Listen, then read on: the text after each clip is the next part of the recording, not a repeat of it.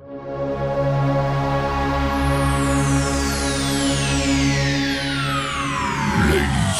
and gentlemen, may I have your attention, please? The show starts in 10, 9, 8, 7, 6, 5, 4, 3, 2, 1, go. What is going on, Birdland? Stephen Heckman here for the Final Strike podcast, brought to you by the Baltimore Battery. We are coming to you after the Baltimore Orioles dropped the final game of the series against the Tampa Bay Devil Rays today, 3-1. Seems like the only person who showed up to play any offense today was Colton Cowser. He had both hits for the Baltimore Orioles, both extra base hits, mind you, on junk pitches. One was a double off a cutter and a home run off a changeup. So good to see that happening, but Baltimore Orioles unfortunately did drop the final game of the series today, and they did finish their final game of the season against the Rays. It is their sixth season in a row they've had a winning record against the Rays. So we are glad to see that the Orioles are at least keeping up the tides with them. So Orioles finished the season series against the Rays 8-5, 6 consecutive winning seasons against the Rays. Also has the most victories since 2020 against the Rays of any other team. So good thing the Baltimore Orioles have come to show up against the Rays. Unfortunately, the Orioles went 5-5 over their last 10 games, in which they needed to do better than that between the Rays and the New York Yankees.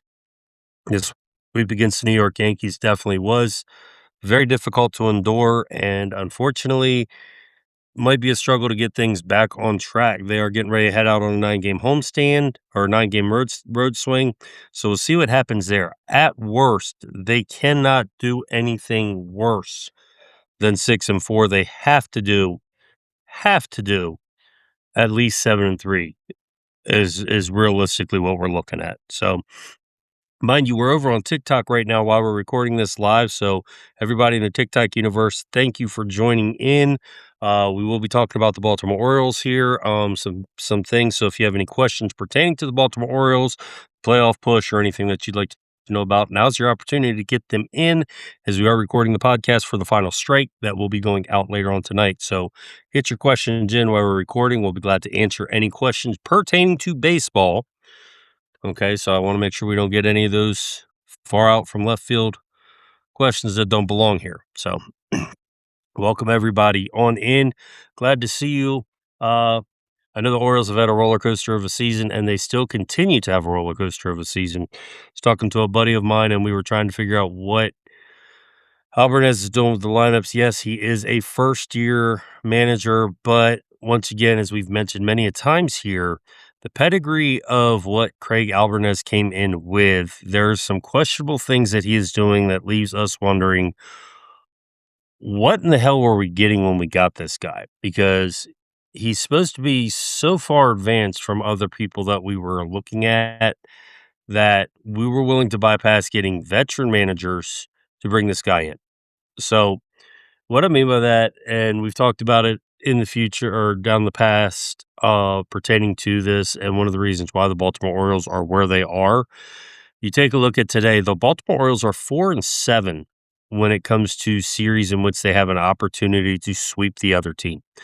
So you're talking about 7 losses in those situations that could be the difference of what's going on right now.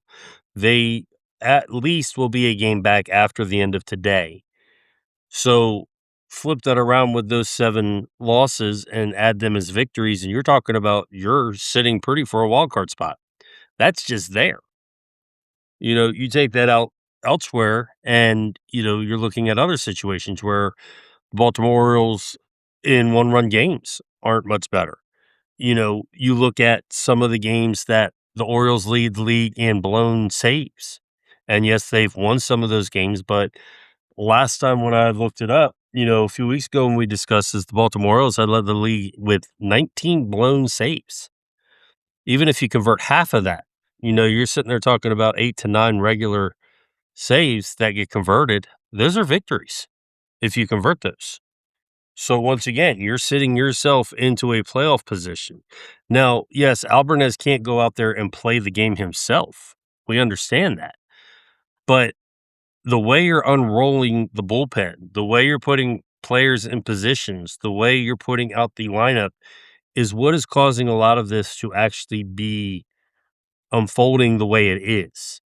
You look at the 6th inning where the wheels fell off the bus for Shane Baz today, and, 3 ground balls on 2 strike pitches.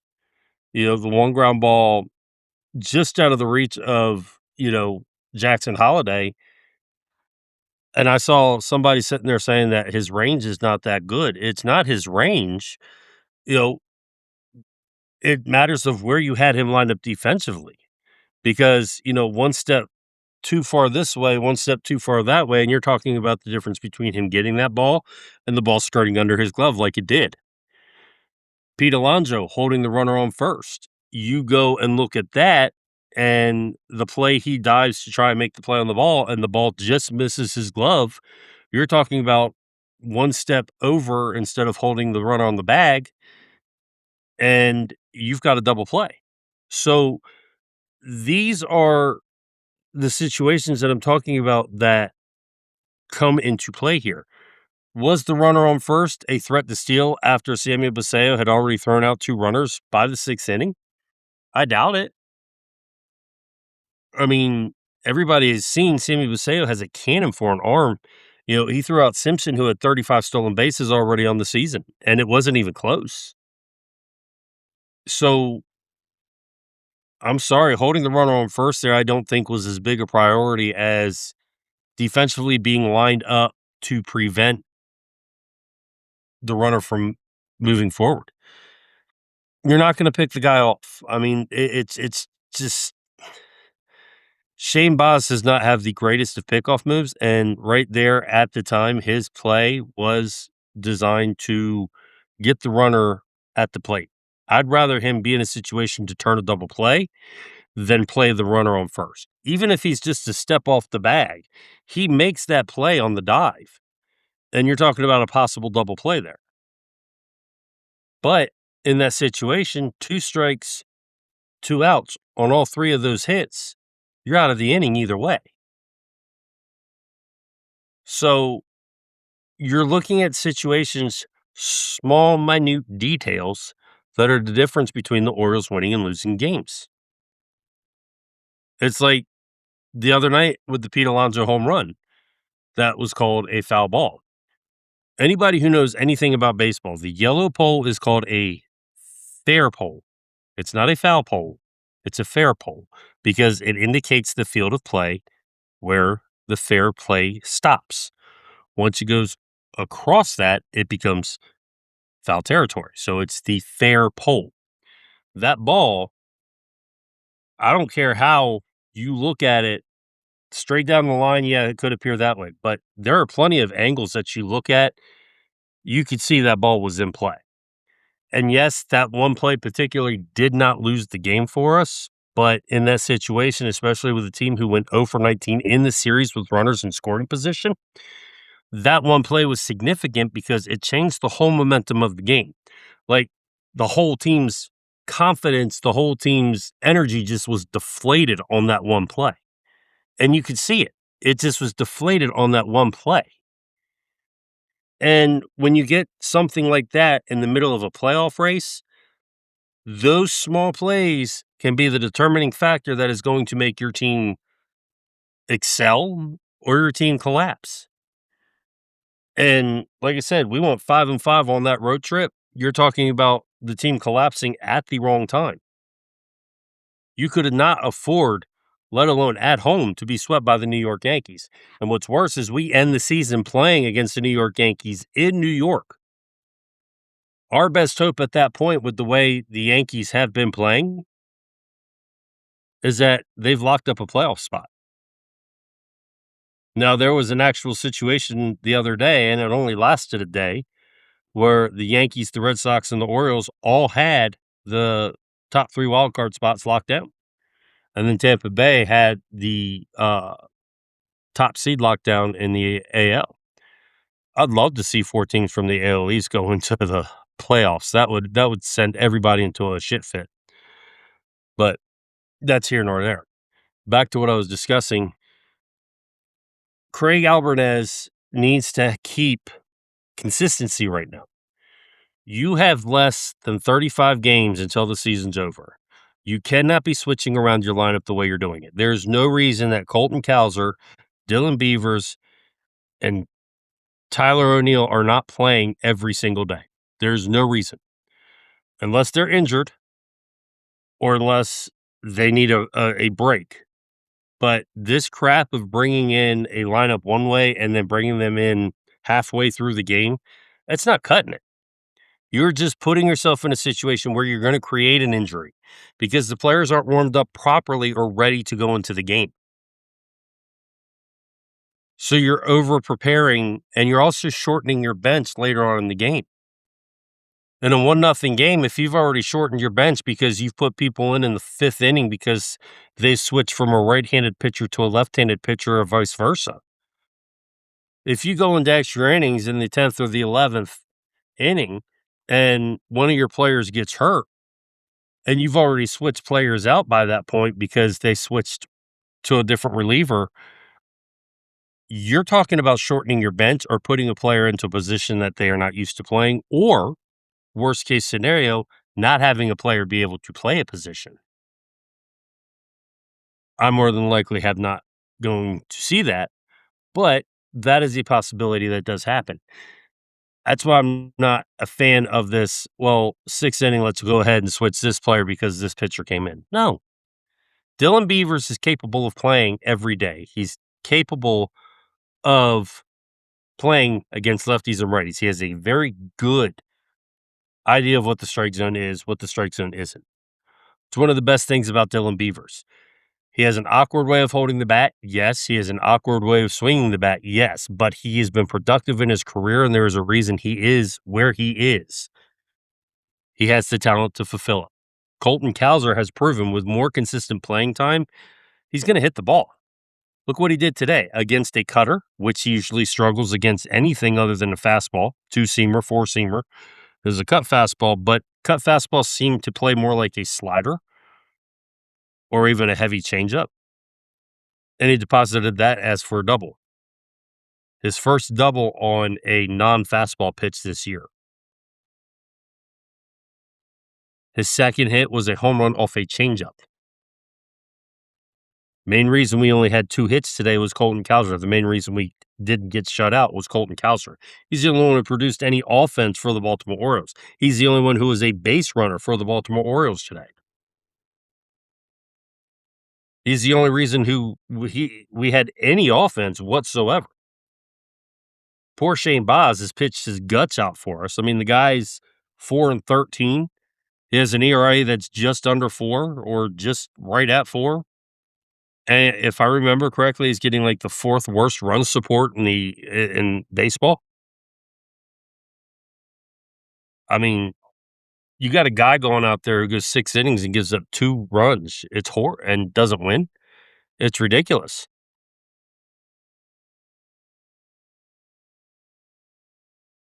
When Shane Baz goes out and pitches a quality start, the Orioles are something. I think they said they're like 1-9 or 2-9 when he has a quality start. And yet, when any of the other pitchers have pitched a quality start for the Baltimore Orioles, or something like 7-3, or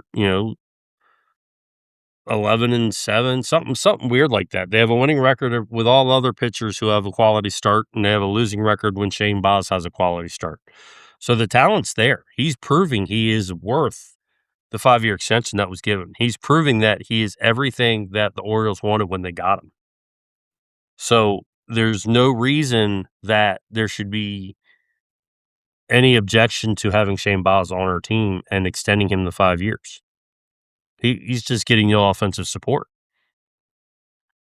Now, the Orioles are off tomorrow, which definitely is needed because they're going to be in a tough stretch, and it's not going to be an easy stretch, but they definitely need to do things.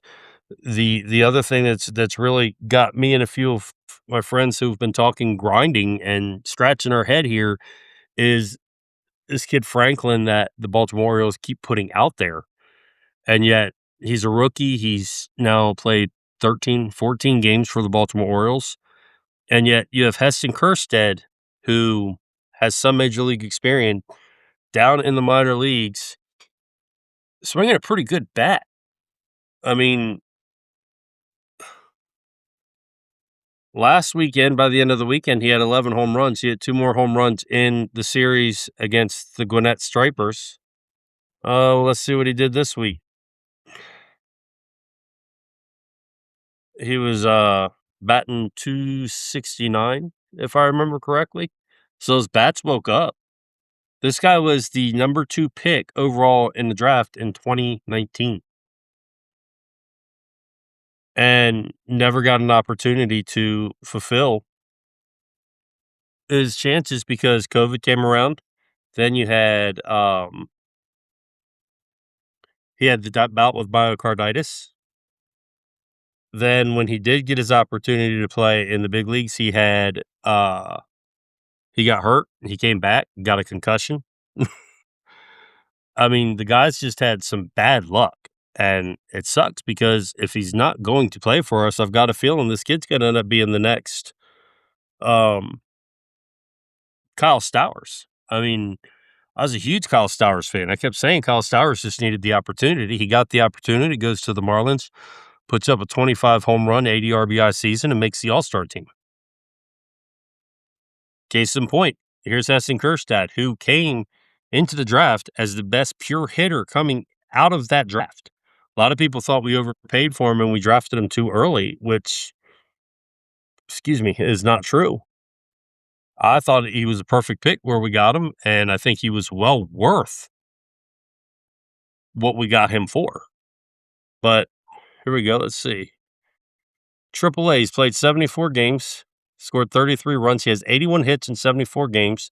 15 of them are doubles, 1 triple, 11 home runs, 44 RBIs.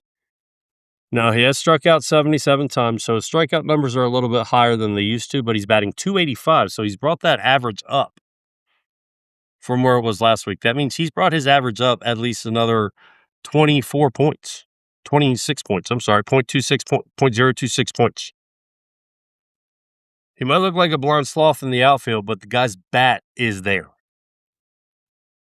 He does have a good bat, and I'm sorry, when I've got Leody Taveras out there in the outfield who's committed 4 or 5 errors already this season, I'll take somebody who's got a bat as lively as Kjerstad over that right now. Taveras was originally brought in to be a defensive help, and his errors have been costly errors when he's had them. His on-base percentage is .334, his slugging percentage .441, he's batting just under 800 OPS. We do have a lot of bats that don't have a lot of defense, but right now we need the offense. Our defense, we're not gonna fix our defense this year. We have the 4th worst defense in the league. A lot of that's happening in the infield, not in the outfield. So I can agree with you definitely on that. But right now we have no offense. Our offense is killing us. And when you got guys like, Leody Taveras, this kid Franklin, um, the backup catcher, I keep forgetting his name. I mean, he's good defensively, yes, but I mean, those are pretty much almost consistent outs every time. We've got to be able to have more consistent offense, and right now, they're finally retiring Kevin Kress's jersey. Not like he was Stowers. No, he was. I'm not saying he was, but Stowers never got the opportunity either. Stowers would play once every 4 games, and that's what they were doing with Kjerstad last time he was here. When he did play, unfortunately, like I said, he did get hurt, and then he had the concussions, but before that, it was myocarditis. He missed nearly 2 years of baseball because of that, and then before that, it was, COVID. So, unfortunately, a lot of people say he will be a September call-up, but I'm not so sure about that. We need help in the bullpen. Our bullpen is not reliable right now.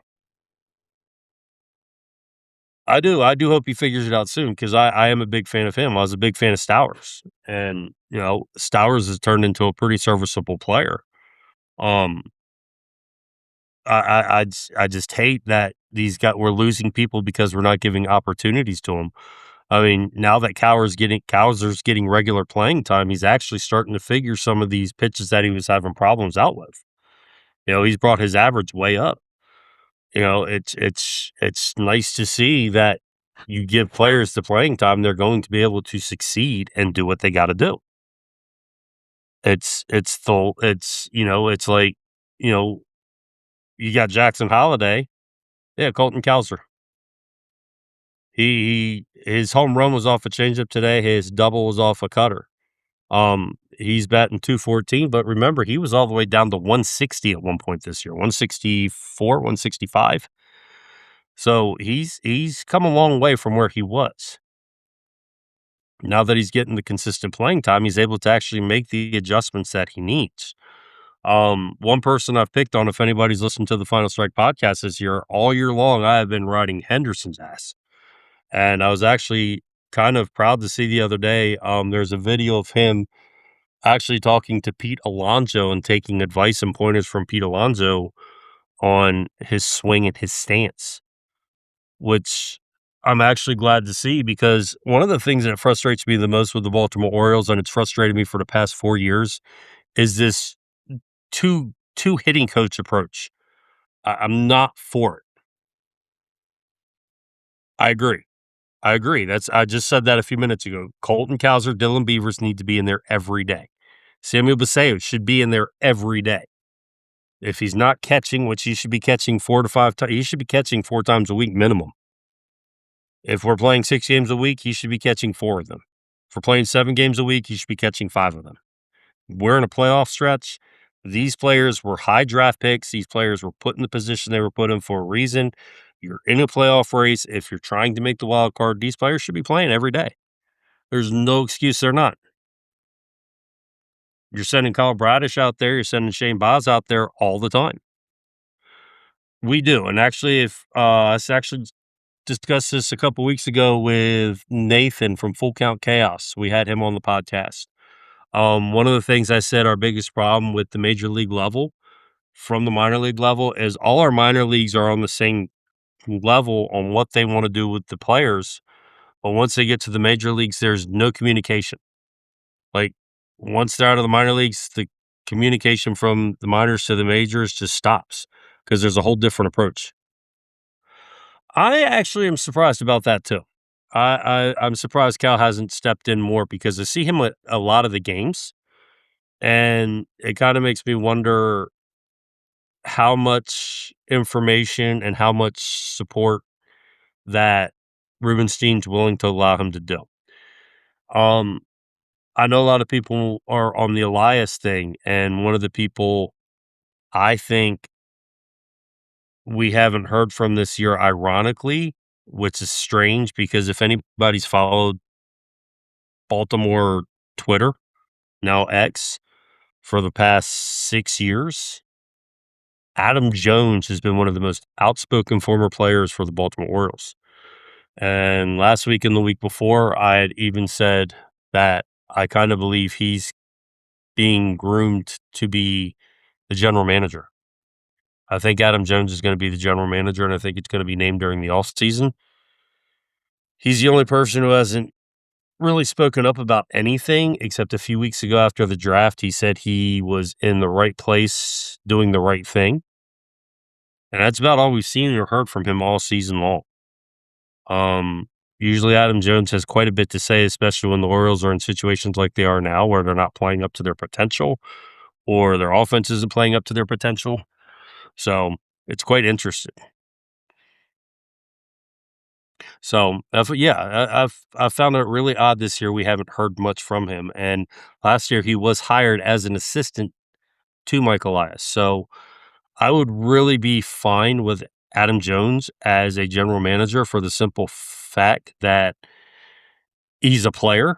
He knows what the players want. He's very strong at identifying talent. Like He when he was here with the team as a player, he knew what players to take under his wings and work with, and to help make them better. He knew what players to give pointers to. And even when he was in Japan, that's one thing that they talked about is he was in the dugout always giving advice and pointing things out, even when he wasn't playing. So, if he doesn't become a general manager from a talent perspective, I would honestly see him as a coach down the line. I think Elias has more rope than people think. He's rolling 2 jobs this year. He's the president of baseball operations.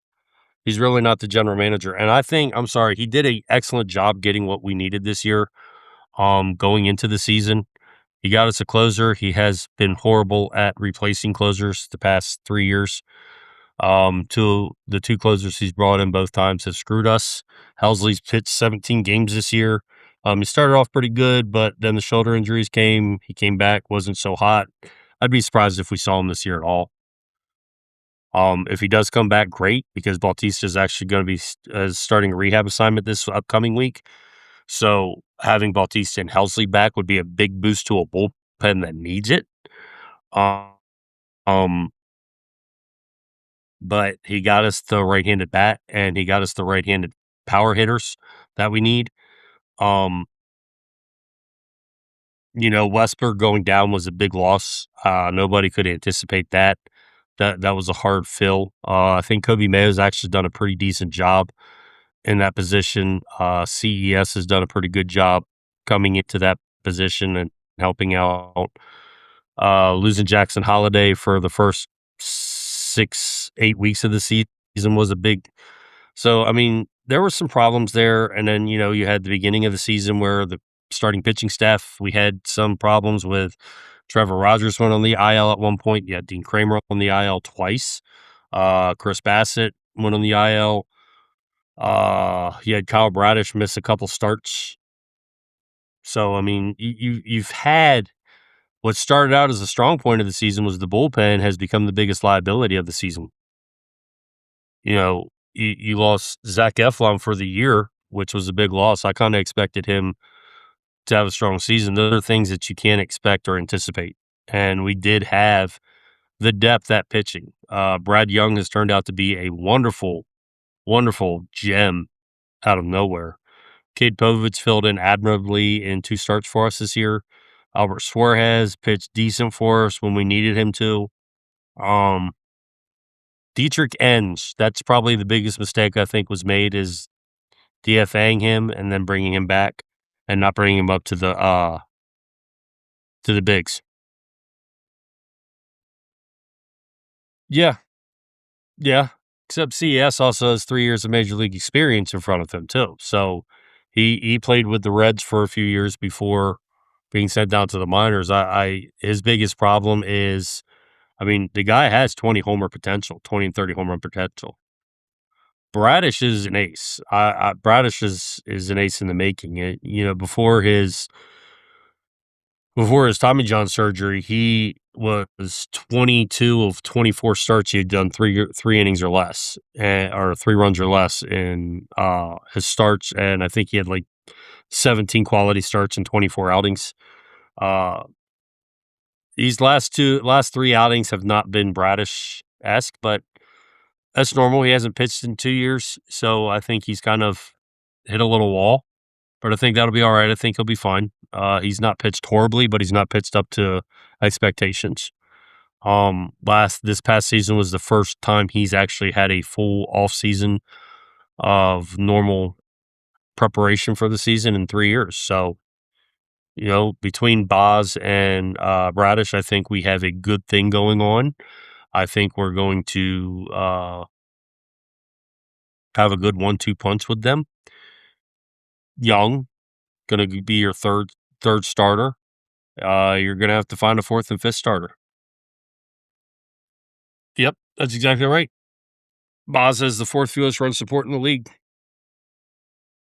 His upcoming off season looks like depends what you do with Heston Kjerstad. That's going to be a big thing. Leody Tavares, I kind of like him, but I'm not all for letting him go. Enrique Bradfield has definitely improved since the first part of the season when he was dealing with hamstring injuries. So I could see him actually coming up next year being, a fourth or fifth outfielder. You do have Tyler O'Neill for one more year. I don't think we're going to cut him and eat $16 million. Um, Starting staff, you definitely do have options inside that you can bring up, but we definitely do need to add at least one more rotation guy, and we definitely need to figure out what we're doing with our bullpen.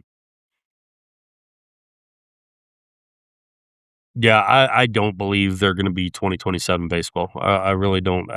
Right now, from what I'm hearing and what I've read around, 2027 baseball is not gonna happen.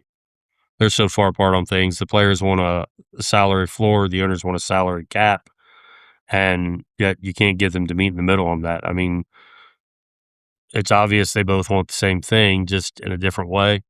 There's gotta be a common median, but then, the owners want different things with the draft, the players want different things with the draft. There's different things with the franchise, like franchise tags, there's different things with free agency, all that. It's a bunch of this. So, call this what? What do we call them?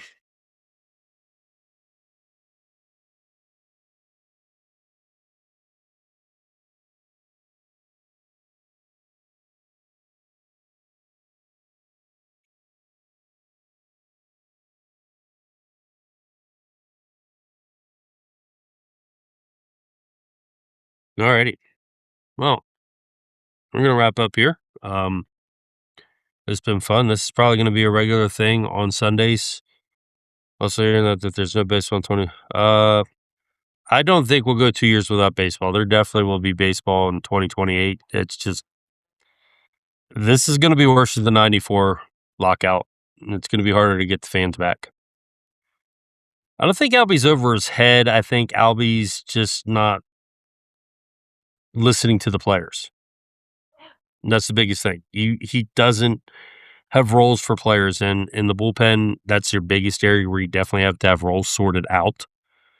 So the player knows how to get ready. As a pitcher, one of the things that, you know, we did when I was pitching was if you were a starter, you prepared differently. If you were a reliever, you prepared differently. If you were a closer, you prepared differently.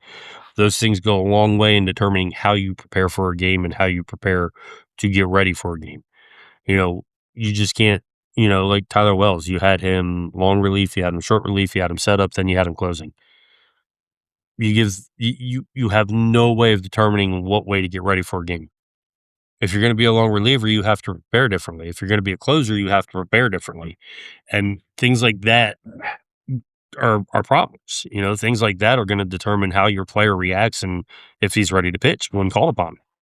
You know, um, Same thing with the outfield. You know, if you're a fourth outfielder, you've got to be prepared to play all three spots. If you're a fifth outfielder, the same thing. You just can't take a player and say, okay, you're playing here today, you're playing here today, you're playing here today.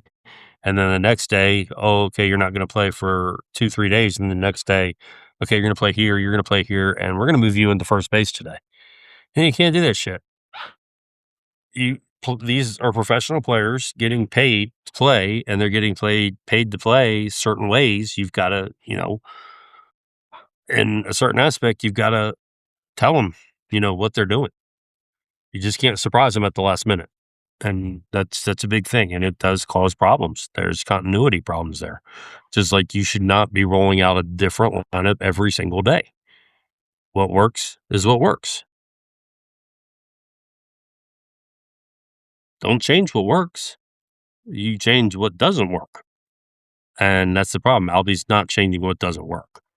So Albie will get at least one more season. If you have another season like this, next baseball season we play, he won't be around.